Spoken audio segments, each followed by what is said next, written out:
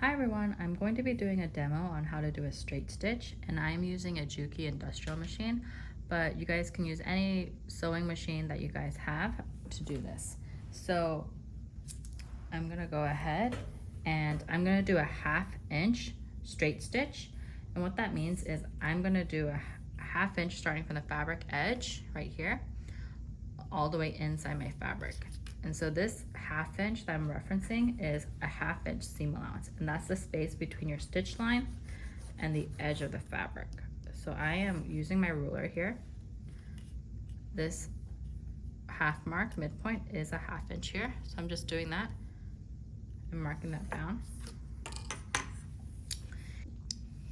So with that 1/2 inch mark, my machine is already threaded. I'm gonna lift up my foot and line up my needle right along the mark line right here.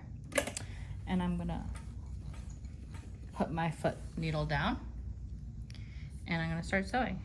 So I'm gonna do a straight, and then I'm gonna do, I did a few stitches forward, 2 or 3, and I'm gonna press my back stitch and do that. And then I'm gonna go all the way down, making sure I line up my fabric with my marked 1/2 inch. And at the edge, I'm gonna just do a few back stitches so it secures my stitch here. And I went a little off here, that's okay, it's practice.